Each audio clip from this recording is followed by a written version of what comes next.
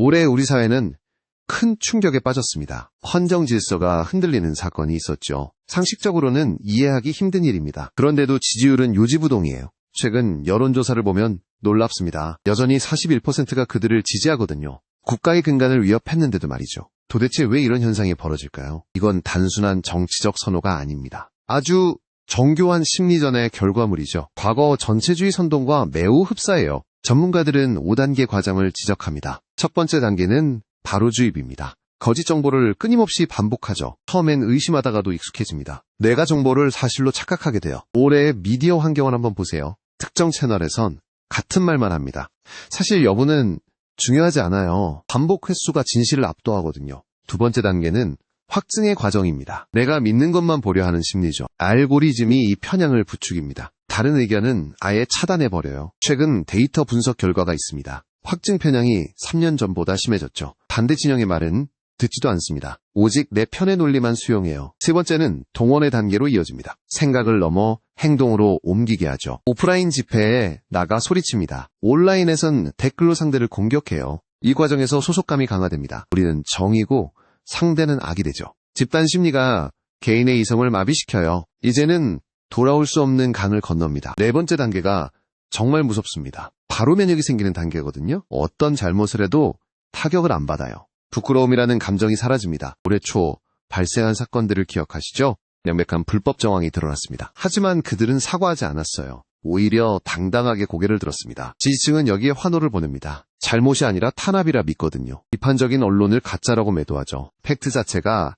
힘을 잃는 순간입니다. 그리고 지금 우리는 마지막 단계입니다. 바로맹신의 단계에 도달했죠. 이성적 판단이 완전히 멈춘 상태예요. 무슨 짓을 해도 이유가 있다고 믿습니다. 그럴 만한 사정이 있었을 거야. 이 한마디로 모든 게 정당화됩니다. 헌법을 무시해도 박수를 쳐요. 국가보다 특정 세력을 더 숭배하죠. 이건 과거 역사에서도 보였던 겁니다. 20세기 초 유럽의 선동가들이 썼죠. 대중을 조종하는 기술과 똑같습니다. 현대정보전 이론과도 일치해요. 심리전의 핵심은 부끄러움을 지우는 겁니다. 도덕적 기준을 무너뜨리는 것이죠. 그래야 맹목적인 충성이 가능하니까요. 지금 우리 사회가 딱 그 꼴입니다. 헌정질서 파괴 시도가 있었습니다. 법적으로 명백한 중대범죄였죠.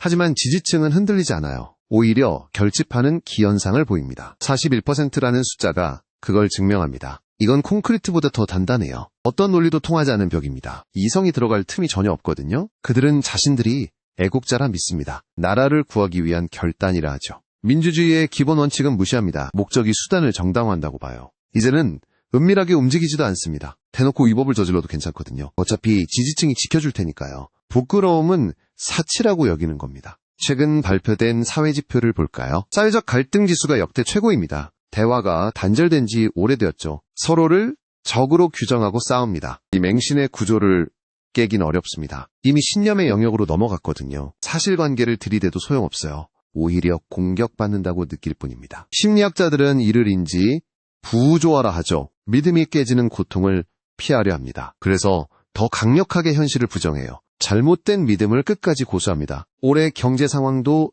좋지 않습니다. 정치 리스크가 경제를 짓누르죠. 외국인 투자자들이 빠져나갑니다. 불안정한 사회에 투자할 리 없으니까요. 그런데도 극우 세력은 상관없어 해요. 경제보다 이념 전쟁이 우선이거든요. 자신들의 권력 유지가 목표입니다. 국익은 뒷전으로 밀려난 지 오래죠. 이들은 공포 마케팅을 잘 활용합니다. 외부의 적을 만들어 내부를 단속하죠. 안보 위기를 과장해서 퍼뜨립니다. 그래야 자신들이 필요하다고 느끼니까요. 최근 유포된 가짜뉴스를 보세요. 전쟁 위기설을 끊임없이 조장합니다. 불안한 대중심리를 파고드는 거죠. 이성적 사고를 마비시키는 수법입니다.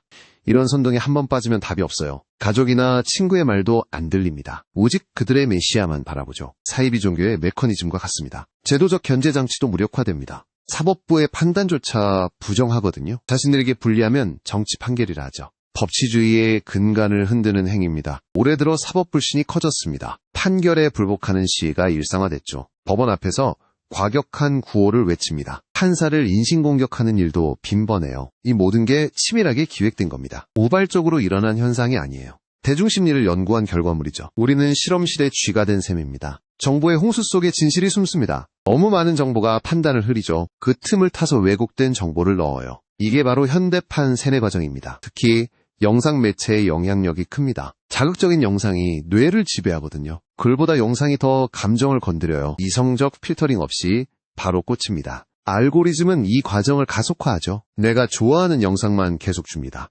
세상이 온통 내 생각과 같은 줄 알아요. 객관적인 현실 감각을 잃게 됩니다. 지금 41%의 지지율은 경고음입니다. 민주주의 시스템의 위기를 뜻하죠. 견제와 균형이 작동하지 않습니다. 다수의 횡포보다 무서운 맹신입니다. 역사는 반복된다는 말이 떠오릅니다. 과거 독재 정권의 말로를 아시나요? 결국 파국으로 끝나는 경우가 많았죠.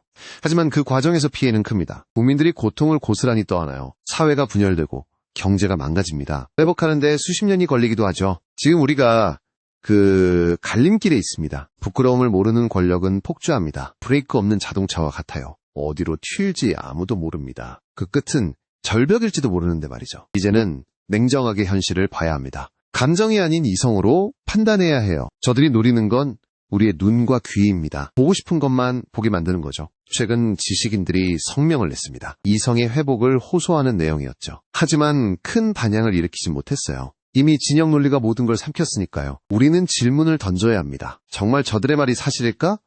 의심하는 태도가 유일한 백신입니다. 맹신에서 벗어나는 첫걸음이거든요. 하지만 현실은 녹록지 않습니다. 의심하는 순간 배신자로 낙인 찍혀요. 집단 내에서 왕따를 당하게 됩니다. 그래서 침묵하고 동조하게 되죠. 이 침묵의 카르텔이 정말 무섭습니다. 알면서도 모른 척하는 사람들이 늘어요. 이익을 위해 양심을 파는 겁니다. 사회의 도덕적 기준이 하향평준화되어 올해 공직사회 분위기도 심상치 않죠. 소신 있게 일하는 공무원이 줄었습니다. 윗선의 눈치만 보는 게 일상이 됐어요. 잘못된 지시에도 무조건 따릅니다. 이것이 바로 영혼 없는 관료입니다. 시스템이 망가지는 전조 증상이죠. 국가 기능이 마비될 수도 있습니다. 피해는 결국 시민들에게 돌아와요. 극우 세력은 이 점을 악용합니다. 관료 조직을 자신들의 수족으로 만들죠. 인사권을 무기로 줄 세우기를 합니다. 전문성보다 충성심을 먼저 봐요. 최근 단행된 인사를 한번 보세요. 해당 분야 문외한들이 자리를 꿰찼죠. 오직 맹목적 충성 하나로 발탁됐습니다. 정책이 제대로 돌아갈 리가 없어요. 이런 현상은 교육 현장에도 나타납니다. 편향된 역사관을 주입하려 하거든요. 교과서를 자신들의 입맛대로 고칩니다. 미래 세대까지 세뇌하려는 시도죠. 학부모들의 반발이 거세지고 있습니다. 하지만 교육당국은 꿈쩍도 안 해요. 이미 그들의 사람들로 채워졌으니까요. 교육의 중립성이 심각하게 훼손됐습니다. 문화예술계도 예외는 아닙니다. 비판적인 예술가들을 배제하죠. 지원금을 끊고 활동을 방해합니다. 문화적 다양성이 사라지고 있어요. 이 모든 계면역 단계의 증거입니다. 비판을 받아도 전혀 아프지 않거든요. 오히려 지지층 결집의 기회로 삼습니다. 우리가 탄압받는다고 선전하죠. 이제는 뻔뻔함이 능력으로 포장됩니다. 거짓말을 잘하는 게 정치력이 됐어요. 진실을 말하는 사람은 바보 취급받죠. 가치관이 완전히 전도된 세상입니다. 올해 선거제도를 바꾸려는 움직임도 있죠. 자신들에게 유리하게 룰을 고치려 해요. 장기 집권을 위한 포석을 까는 겁니다. 민주적 절차를 악용하는 사례입니다. 시민단체들의 감시활동도 위축됐죠. 정부의 압박이 전방위로 들어오거든요. 자금줄을 쥐고 세무조사를 합니다. 입을 막으려는 의도가 분명해요. 그런데도 41%는 여전히 견고합니다. 이 수치가 주는 절망감이 큽니다. 아무리 외쳐도 벽에 대고 말하는 기분이죠. 무력감이 사회 전체를 덮고 있습니다. 하지만 포기하기엔 아직 이릅니다. 역사는 항상 깨어있는 소수가 바꿨죠. 진실은 언젠가 드러나기 마련입니다. 시간이 걸릴 뿐 반드시 밝혀져요. 지금 필요한 검팩트 체크입니다. 정보의 출처를 꼼꼼히 따져봐야 해요. 한쪽의 주장만 듣지 말아야 합니다. 교차 검증이 습관이 되어야죠. 그리고 주변 사람들과 대화해야 합니다. 싸우지 말고 차분하게 질문하세요. 왜 그렇게 생각하는지 물어보세요. 논리적 모순을 스스로 깨닫게 해야 합니다. 맹신은 논리로 깨지지 않습니다. 감정적인 접근이 오히려 효과적이죠. 그들이 느끼는 불안을 이해해야 해요. 공감이 대화의 문을 여는 열쇠입니다. 극우 세력은 분노를 먹고 자랍니다. 우리가 분노할수록 그들은 강해져요. 냉정함을 유지하는 게 가장 큰 무기죠. 흥분하지 말고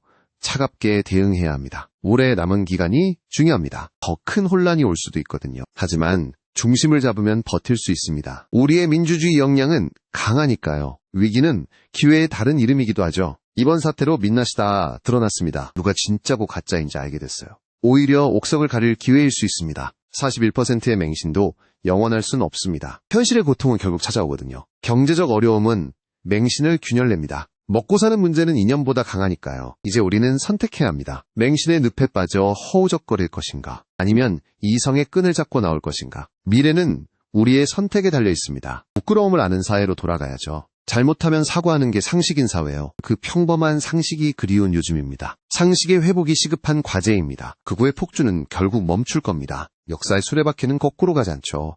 일시적인 퇴행은 있어도 후퇴는 없어요. 우리는 다시 앞으로 나아갈 겁니다. 깨어있는 시민들의 힘을 믿습니다. 작은 목소리들이 모여 큰 울림이 되죠. 진실의 힘은 생각보다 강력합니다. 어둠은 결코 빛을 이길 수 없으니까요. 지금 이 영상을 보는 여러분이 희망입니다. 알고리즘의 추천을 넘어 진실을 찾으세요. 그리고 주변에 널리 공유해주세요. 진실을 알리는 것이 변화의 시작입니다. 부끄러움을 잊은 그들에게 보여줍시다. 우리는 결코 속지 않는다는 것을요. 민주주의는 깨어있는 정신입니다. 오늘도 그 정신을 잊지 마시기 바랍니다.